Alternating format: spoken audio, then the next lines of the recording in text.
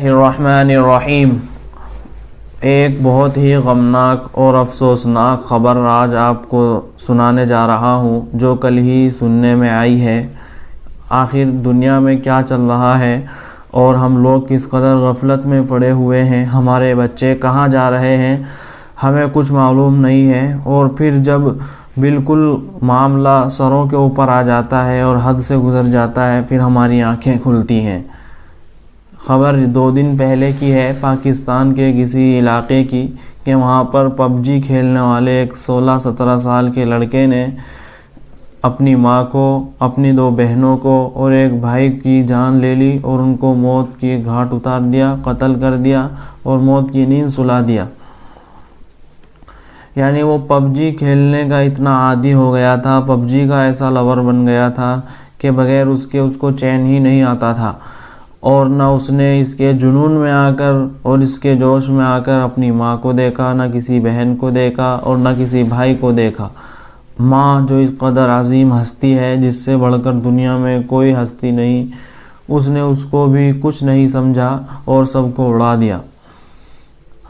آخر یہ کیا چل رہا ہے؟ ہم لوگ اپنی اولاد کی طرف سے اس قدر غفلت میں کیوں پڑے ہوئے ہیں؟ کہا جاتا ہے کہ اس لڑکے کو اگر پب جی کھیلتے ہوئے شکست ہو جاتی اور وہ ہار جاتا تو اس کو بہت سیریس لیتا اور اپنے آپ کو بہت ہی بڑے نقصان کے اندر ڈالنے والا سمجھتا کہ میرا پتہ نہیں کیا لٹ گیا اور کیا کھو گیا۔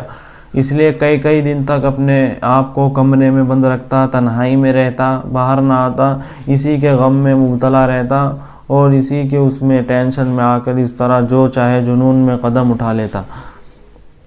تو ہمیں چاہیے اس واقعے سے جو سبق ملتا ہے کہ ہم اپنے بچوں کے اوپر غور کریں کہ آخر وہ وقت کہاں لگا رہے ہیں، ہم سے الگ ہو کر وہ کیا کر رہے ہیں، کیا اپنے موبائل کے اندر سوشل میڈیا کے اوپر وہ دیکھ رہے ہیں۔